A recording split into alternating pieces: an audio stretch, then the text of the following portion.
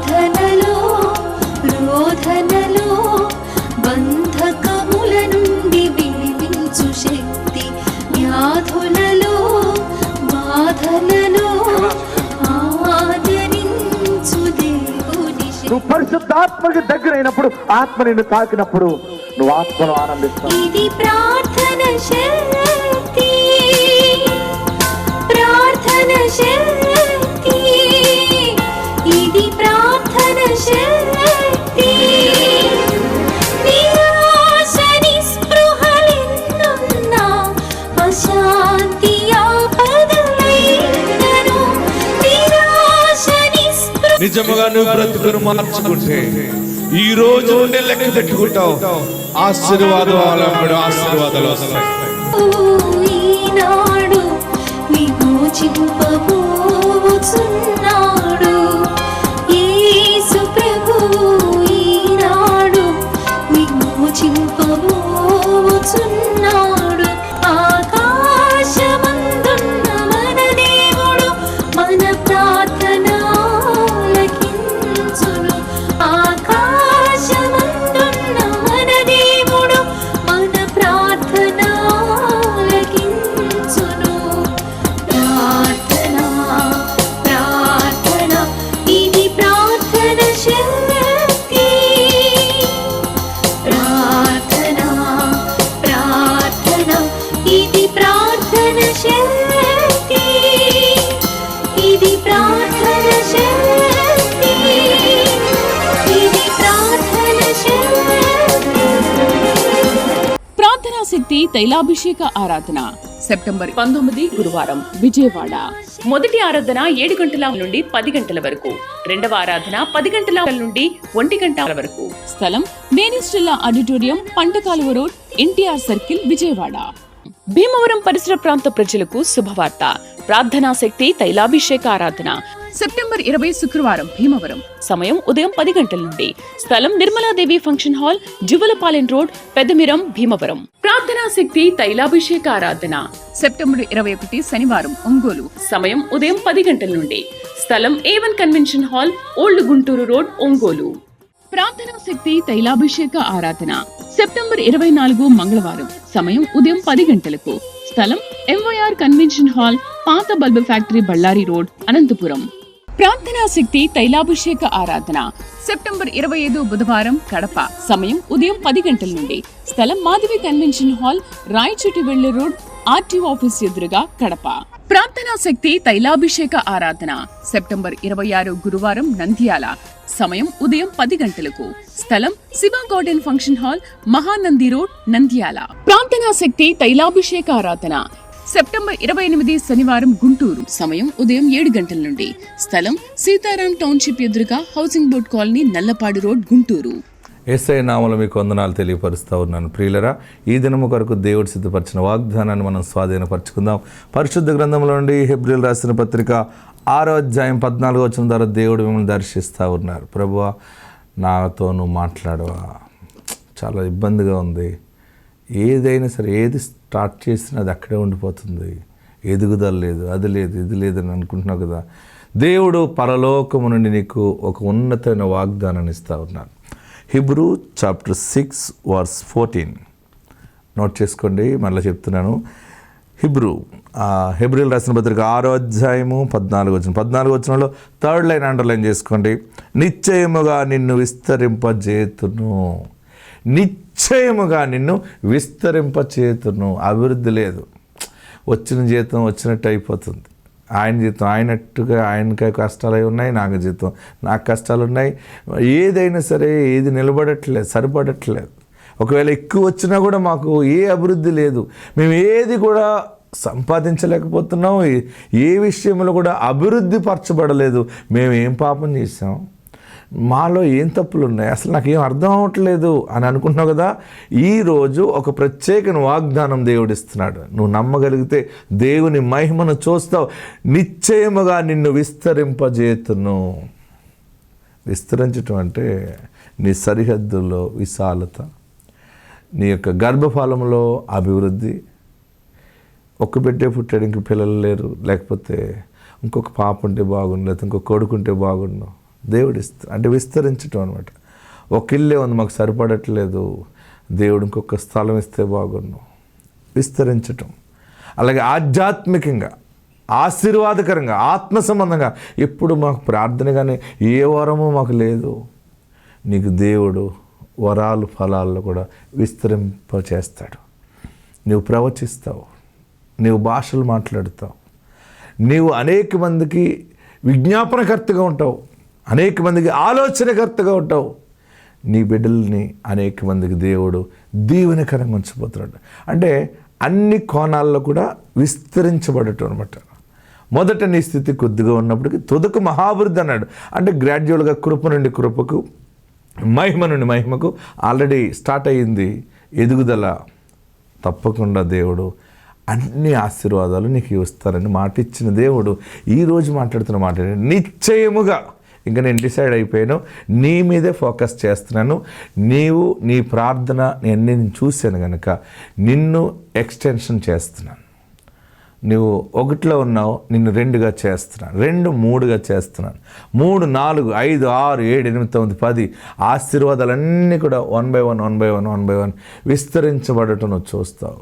భూఫలాన్ని దేవుడిస్తాడు, గర్భఫలాన్ని ఇస్తాడు, ఆత్మఫలాలు ఇస్తాడు. అన్ని విషయాల్లో నోట్ చేసుకోండి. మీకు దమ్ము ధైర్యం ఉంటే ఈరోజు ఈ డేట్ నోట్ చేసుకొని, వాగ్దానం నోట్ చేసుకోండి. ఎలాగ విస్తరిస్తున్నాడో మీరు లెక్కలకు రాసుకోండి. ఆత్మ తోడుండును గాక. ఆమేన్. హల్లెలూయా. నీ దేవుడు అబ్రహాము దేవుడు, అబ్రహాముని ధనవంతునిగా చేసిన దేవుడు, ఇస్సాకుని వాగ్దానాలను నెరవేర్చి ధనవంతునిగా చేసిన దేవుడు, యాకోబు ఇశ్రాయేలుగా మార్చిన దేవుడు.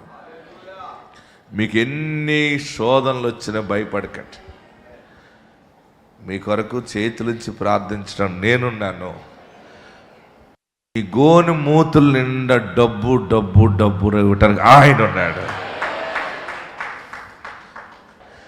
దొంగ డబ్బులు, నీళ్లు వేసిన పాలు డబ్బులు ఉండవు. మీ కష్టార్జితం మీకు నిలబడుతుంది. ఆమేన్. దాయిటే నీ పని. మొన్న ఒక ఆమె ఎక్కడ దాచిందంటే దూలంలో దాచేసిందంటే డబ్బులు, ఎర కట్టిపోయిందంతే. దేవునికి స్తోత్రం. హల్లెలూయా, హల్లెలూయా. ఇంతవరకు ఎన్నో రకాలు చేసి మోసపోయేవేమో, మరొక ద్వారము దేవుడు తెరుస్తున్నాడు. నమ్మి మోసపోయేవేమో, ఇచ్చి మోసపోయేవేమో, అన్ని పోయినేమో, నీ కష్టార్జితం తిరిగి దేవుడు మరలా నీతికి తగినట్టుగా నీకు ఇవ్వబోతా ఉన్నాడు. ఆమేన్. హల్లెలూయా. అందుకని ఈ ఆశీర్వాదం మీకు ప్రకటిస్తున్నాడు. మీరు ఎంత బాగుపడ్డారో అన్యులు మాట్లాడతారనమాట ఈ నెల నుంచి.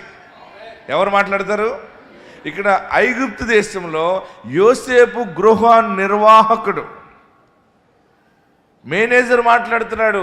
మేనేజర్ దగ్గరికి వచ్చి భయపడుతున్నాడు. ఏమండి, మా దగ్గర డబ్బులు ఉన్నాయండి, మూతులో డబ్బులు ఉన్నాయండి, గోన్లో డబ్బులు తెచ్చేవండి, మళ్ళీ డబ్బులు తెచ్చేవండి అంటే ఆ మనుషుడు నవ్వుకుంటున్నాడు.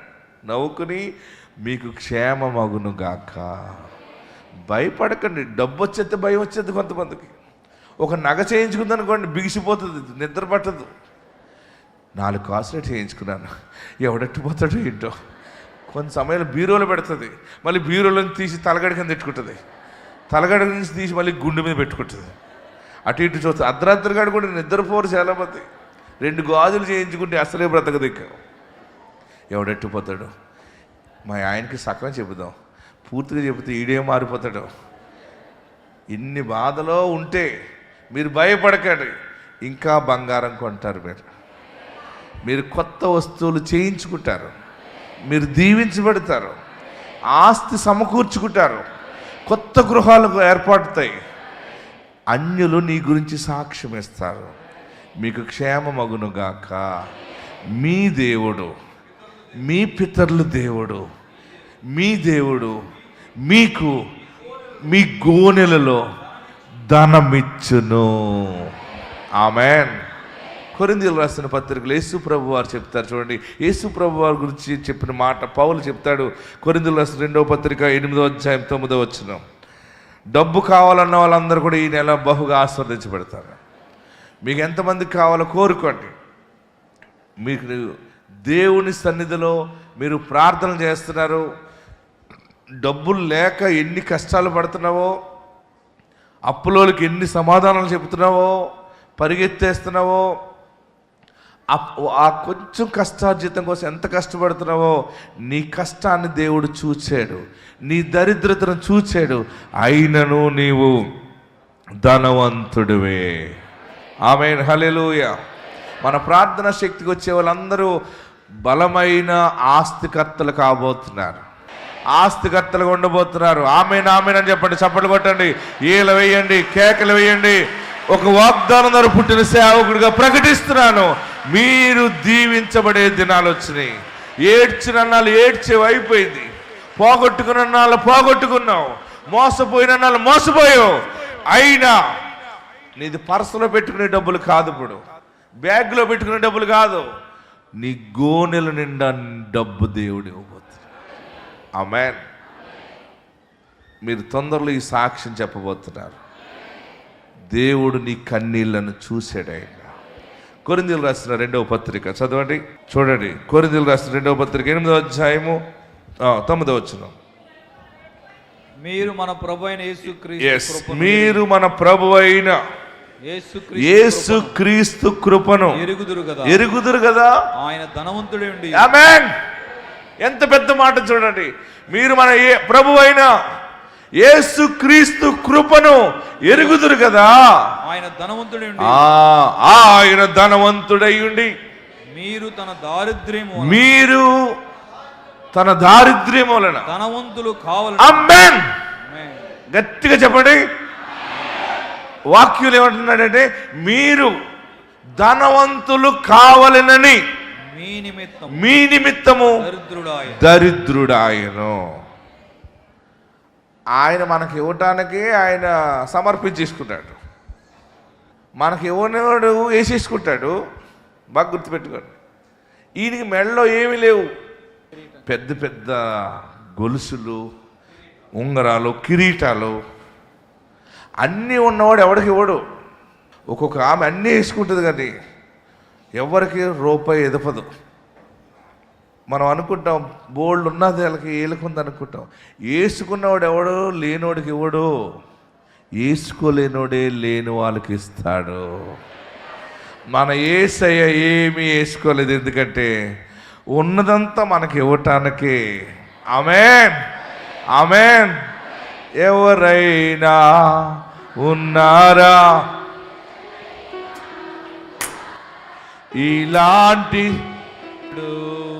ఎక్కడైనా ఉన్నాడా, ఎవరైనా ఉన్నారా నీలాంటి స్నేహితుడు?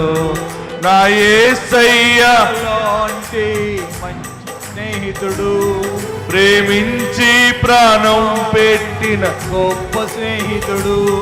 నా యేసయ్య లాంటి మంచి స్నేహితుడు, ప్రేమించి ప్రాణం పెట్టిన గొప్ప స్నేహితుడు. ఎవరైనా ఉన్నారా, ఎచటైనా ఉన్నారా లాంటి స్నేహితుడు? స్వార్థమేమి లేకుండా, ఫలితం ఆశించకుండా, మేలు చేయువారు ఎవరు విశ్వమందునా? స్వార్థమేమి ఫలితం ఆశించకుండా, మేలు చేయువారు ఎవరు విశ్వమందునా? ఏమి దాచుకోకుండా నా కోసము ఉన్నదంతా ఇచ్చినాడు. ఏమి త్యాగము. ఆమేన్. ఏమి దాచుకోకుండా నా కోసము ఉన్నదంతా ఇచ్చినాడు. ఏమి త్యాగము. ఆమేన్. అందుకని ఈ చేతిలో మెడలో ఏమి ఉండవు బాబు, ఎరునారాయణలాగా ఉన్నాడు అంతే. ఆయన ఏమీ లేకపోయేసరికి అందరికీ లోకు అయిపోయాడు. ఆయన దగ్గర సరైన బంగారం లేదు, ఏమి ఇస్తాడు మనకని. కొరింథీ పత్రికలో పౌలు అంటున్నాడు, ఆయన ధనవంతుడయ్యుండి. ఆమేన్. ఏంటి? ఆయన ధనవంతుడయ్యుండి తన దారిద్ర్యం వలన మీరు అందరు చెప్పాలి నాతో ఈ మాట, మీరు ధనవంతులు కావాలనని మీ నిమిత్తము దరిద్రుడాయను. ఆయన దరిద్రుడు ఎందుకు అయ్యాడంటే ఆల్రెడీ మనల్ని ధనవంతులుగా చేయటానికి. ఆయన బలహీనుడు ఎందుకు అయిపోయాడంటే సిలువలో మనల్ని బలవంతులుగా చేయటానికి. ఆయన ఎందుకు వస్త్రహీనుడిగా మారిపోయాడంటే మనకి వస్త్రాలు ఇవ్వటానికి. ఎంత మంచి దేవుడు యేసు దేవుడు. ఆరోగ్యం ఇస్తాడు, బట్టలు ఇస్తాడు, గుడ్లు ఇస్తాడు, పిల్లల్ని ఇస్తాడు, డబ్బులు ఇస్తాడు, చివరగా పరలోక రాజ్యాన్ని ఇస్తాడు. ఆమేన్, హల్లెలూయా. ఈరోజు బలమైన ఆశీర్వాదం మీరు తీసుకుని వెళ్తున్నారు. ఈ వాక్యాన్ని నమ్మిన మీరు ప్రతి ఒక్కరూ దీవించబడతారు. ఇక్కడ ఐగుప్తు దేశంలో యోసేపు గృహ నిర్వాహకుడు అంతా తెలుసు ఆయనకి. ఆ గోన్లోకి డబ్బులు ఎలా వెళ్ళినాయో తెలుసు ఆయనకి. వారు వచ్చి మా గోన్లో డబ్బులు వచ్చినాయండి, ఎవరు పెట్టారో మాకు తెలియదు. నీ వ్యాపారం ఎలాగ అభివృద్ధి అవుతుందో నీకు తెలియదు, నీ వ్యవసాయం ఎలా పండుతుందో నీకు తెలియదు. నీకు పోగొట్టుకున్న ఎన్ని తిరిగి మళ్ళీ తిరిగిస్తాడు. ఆమేన్. ఎలాగొస్తాయి చెప్పిన దీవెన. మొన్న రాజమండ్రిలో ఒక ఆమె ఏం చేసిందో చెప్పించానా మీకు? చూడండి, ఆమె ఒక కాసు బంగారం లేదు పాస్టర్ గారు అని ఏడ్చింది. వ్యవసాయం చేసి పాడైపోయామండి, చిన్న వ్యాపారం చేసుకున్నాం, ప్రార్థన చేయండి. మా పుట్టింటోళ్ళు అన్నారు, ఒక కాసు బంగారం కూడా లేదు నీకు అన్నారట. మన వాళ్ళు అనటానికి నెంబర్ 1. ఆమె హృదయం బాధపడి టీవీ చూస్తుంటే ప్రార్థనా శక్తిలో సాక్ష్యాలు విన్నది. భర్తతో అన్నదట, ఏమండి ప్రార్థనా శక్తి టీవీలో సాక్ష్యాలు చెప్తున్నారు, ఆ దైవజనుడి దగ్గరికి వెళ్తే బాగుపడుతున్నారు అందరూని. ఎవరు ఏదనుకుంటే అది అవుతున్నాయంట, మనం పోదామా అంటే నడు అనేసి ఇద్దరు వచ్చేసారు తైలాభిషేక ప్రార్థన. వచ్చిన తర్వాత ప్రార్థన చేసి దీవించి పంపితే ఆ వ్యాపారం నడుస్తూ ఉంది. 3 కాసులు బంగారం కొన్నాడట ఆయన. ఎంత కొన్నాడండి? 3 కాసులు నల్లపూసలు కొన్నాడట. మళ్ళీ నల్లపూసలు ఎట్టుకుని నా దగ్గరికి వచ్చింది. ఏమండి అప్పుడు ఏమీ లేదని వచ్చేవండి, 3 కాసులు నల్లపూసలు చేయించుకున్నాం పాస్టర్ గారు, ప్రార్థన చేయండి అంది. నేను ప్రార్థన చేశాను, నల్లపూసలు ఇచ్చేసాను, పట్టుకెళ్ళిపోయింది. దేవుడు క్రమంగా వారి వ్యాపారాన్ని ఆస్వాదించాడు. ఆమె ఏం చెప్పిందంటే 30 కాసులు బంగారం కొనుక్కున్నాను పాస్టర్ గారు, 50 లక్షల ఆస్తిని దేవుడు నాకు ఇచ్చాడని సాక్ష్యం చెప్పింది. ఆ సాక్ష్యం చెప్పింది బాగానే ఉంది అంతా. మళ్ళీ అంటది, మొన్న వచ్చినప్పుడు ఈ ఒక 2 నెలల క్రితం, అయ్యగారండి మీరు ఆశీర్వాదం ప్రకటించండి, మీ నోటి నుంచి పలకండి ఏదోటి.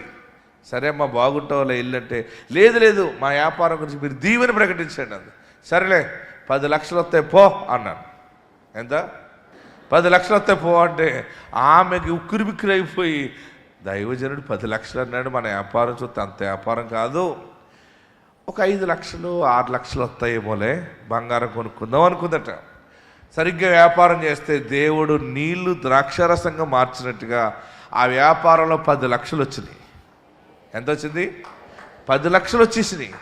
10 లక్షలు వస్తే భార్యకి చెప్పేటేమో 10 లక్షలు వచ్చినాయి అంటే, ఇద్దరు బంగారం కొట్టుకెళ్ళి 16 కాసులు బంగారం కొనేసుకుని నగట్టుకుని వచ్చారు. చూడండి, ఇదిగో నా చేతికి ఇచ్చారు, పైకి ఎత్తేనా. మన మాటలు దేవుడిచ్చిన మాటలు. ఇది సరదాగా ఇన్ని నవ్వుకోవడానికి కాదు. ఇక్కడుంది మీ దేవుడు ఏమంటున్నాడు అక్కడ? మీ పితరుల దేవుడైనా మీ దేవుడు మీకు మీ గోనెలలో ధనం ఇచ్చును. ఇచ్చాడా లేదా? ఆ సాక్షి వింటారా? ఆ సాక్షి పేరు విజయ్ అండి, మా భర్త పేరు వేణుగోపాలకృష్ణ అండి, మాది గోపాలపురం అండి. మేము గత 4 సంవత్సరాలు బట్టి ప్రార్థనా శక్తికి వస్తున్నామండి. వస్తున్నప్పుడు మాకేమీ లేదండి, చాలా అంటే చాలా ఇబ్బందులు ఉన్నప్పుడే వచ్చామండి. అయితే మేము వ్యవసాయం చేసేవాళ్ళమండి. వ్యవసాయం 20 సంవత్సరాలు పెట్టి చేస్తూ ఉంటే మాకు వ్యవసాయంలో ఎప్పుడు కూడా అప్పుల పాలైపోయా ఉండేవాళ్ళమండి. అయితే నా యజమానికి కాలుకి చిన్న దెబ్బ తగిలిందండి. తగిలితే మేము వ్యవసాయం మానేసామండి. వ్యవసాయం మానేస్తే మా పరిస్థితులు చాలా అంటే చాలా ఇబ్బందులు పడిపోయామండి. ఇబ్బందులు పడిపోయినప్పుడు టీవీలోనే చూశానండి అయ్యగారి ప్రార్థన, ఇసాక్ పాస్టర్ గారి ప్రార్థన చూసి, అండి ఒక్కసారి వెళ్దామండి, ఎంతోమంది సాక్ష్యం చెప్తున్నారు, మనకు కూడా దేవుడు గొప్ప కార్యాలు చేస్తాడు తండ్రి అని మేము అయ్యగారితో ఒక మాట చెప్పామండి. అయ్యా మేము వ్యవసాయం చేసుకుంటున్నాము, వ్యవసాయంలో నాకు ఏది కలిసి రావట్లేదండి, 20 సంవత్సరాలు బట్టి చాలా అప్పుల పాలైపోయి ఉన్నాము తండ్రి, మాకు ఏదైనా ఒక దారి చూపించాయని ఇసాక్ పాస్టర్ గారిని అడిగానండి. అడిగితే ఆయన అన్నారు, ఎక్కడ పోగొట్టుకున్నావు అక్కడే నీకు ఇస్తాడు దేవుడు, పో అని అన్నారండి. అదే సంవత్సరంలో నాకు నా పుట్టింటి వాళ్ళు చాలామంది ఒక కాసు బంగారం లేదని చాలా అంటే చాలా విమర్శించేవారండి. విమర్శిస్తుంటే ఆ ఒక్క సంవత్సరంలోనే 3 కాసులు నల్ల బస్సుల దండ కూడా చేయించుకున్నానండి. చేయించుకున్నాక అదే మళ్ళీ మానలేదండి. అయ్యా నేను ఈ వస్తువు చేయించుకున్నాను అని ప్రార్థన చేయించుకొని కానికిస్తానే ఉండేదాన్ని. ఏ నెల కూడా తప్పకుండా వచ్చేవాళ్ళమండి. వస్తూ ఉంటుండే మాకు దేవుడు ఈ 3 సంవత్సరాల్లో మాకు 50 లక్షల రూపాయల ఆస్తిగా ఇచ్చాడండి. మాకు ఎంతో గొప్ప కార్యాలు చేశాడండి. మేము ఎప్పుడు ఒక బేరం లైసెన్స్ కూడా కొనుక్కోలేని పరిస్థితిలో ఉన్నప్పుడు మా దేవుడు ఇక్కడికి వచ్చాక 4 బేరం లైసెన్సులు కొనుక్కున్నానండి, 40 కాసులు బంగారం కొనుక్కున్నానండి. అంతేని మొన్న నెలలో అయ్యగారితో ప్రార్థన చేయించుకొని కానికిచ్చి, అయ్యా మేము ఈ సంవత్సరము వ్యాపారం చేస్తున్నామయ్యా, మరి నాకేమి ఇస్తారో నాకు తెలియదు కానంటే అయ్యగారు ఒక్క మాట అన్నారు, పో 10 లక్షలు పట్టుకొని వస్తావు అన్నారు. అప్పుడు అయ్యగారిని ఇదేంటి 10 లక్షలు అంటే వ్యాపారంలో అంత లాభం రాదు కదా, అయ్యగారు ఇలాగంటున్నారేంటో అనుకున్నానండి. మేము అనుకున్న 5-6 లక్షలతో వస్తువు కొనుక్కుంటానని ఆశపడ్డానండి. అయితే దైవ సేవకులు అన్నట్టు 10 లక్షలతో ఈ వస్తువు అండి 16 కాసులతో దేవుడు నాకు ఇచ్చాడండి. తండ్రి ఇది ఎంతో గొప్ప దేవుడు అండి. అయ్యత్ గారితో మాట ప్రతి మాట కూడా మాలో ఫలిస్తుందండి. దేవునికి మహిమ కలుగునుగా. 16 కాసులు అన్నట్టు అయిపోయారు. దేవుడు మీకు కూడా ఇస్తున్నాడు. మీరందరూ ధనవంతులు కావాలేనని ఏమంటున్నాడు అక్కడ కొరింథీ పత్రికలో? పాత నిబంధనలు ఏమన్నాడు? అన్యుడు సాక్ష్యం ఇస్తున్నాడు, మీ దేవుడే మీకు గోనెలలో ధనం ఇచ్చును. ఈ డబ్బులు ఉన్న వాళ్ళు వెళ్ళినప్పుడు వాళ్ళు అంటున్నారు, యోసేపు బ్రదర్స్ అంటున్నారు, మా గోనెల్లోకి డబ్బులు ఎలాగొచ్చినాయో ఎవరు పెట్టారో మాకు తెలియదు అంటున్నాడు. ఆమేన్. మీ ఆశీర్వాదాలు ఎలా ఉంటాయో చెప్పనా? కొబ్బరికాయలోకి నీళ్ళు ఎలాగొస్తాయో ఎవరికైనా తెలుస్తుందా? కొబ్బరికాయలోకి నీరు భూమిలో నుంచి వస్తుంది. నీరు కొబ్బరి చెట్టు అంతా దాటి పైకెళ్ళి మూలోకి వెళ్ళి పొత్తులోకి వెళ్ళి పొత్తు నుంచి కాడలోకి వెళ్ళి రెల్లలోకి వెళ్ళి రెల్లలో నుంచి డొక్కలో నుంచి చెప్పున కాదని చెప్పున తర్వాత కుడకన కాదని నీళ్ళు వెళ్తాయి. రెండో కంటికి కనపడవు కొబ్బరికాయలకు నీళ్ళు ఎలాగెళ్ళి. గొట్టలు ఉంటాయి అన్న కొబ్బరి చెట్టు కానీ పైపు లైన్లు ఉన్నాయి. కొబ్బరికాయలోకి నీళ్ళు ఎలాగొచ్చినాయో క్రైస్తవుడు ధనవంతుడు అవ్వటం అలాగే ఉంటుంది. ఆమేన్, హల్లెలూయా. ఆయన నాకు వద్దురా బాబు బంగారం, నాకు వద్దు ఆస్తి, మీరు తీసుకోండి అని చెప్పి మన కొరకు ఆయన దరిద్రుడిగా మారిపోయాడు. మీరు ధనవంతులు అవుతారు. గోనెల నిండా డబ్బు ఉంటుంది. ప్రియులరా, ప్రార్థన చేద్దాం. అందరు తలలో వంచండి. దేవుడు మన పక్షముగా ఉన్నాడు. మరి ఇంత ధనమిచ్చే దేవుడిని నువ్వు రక్షకుడిగా స్వీకరిస్తావా?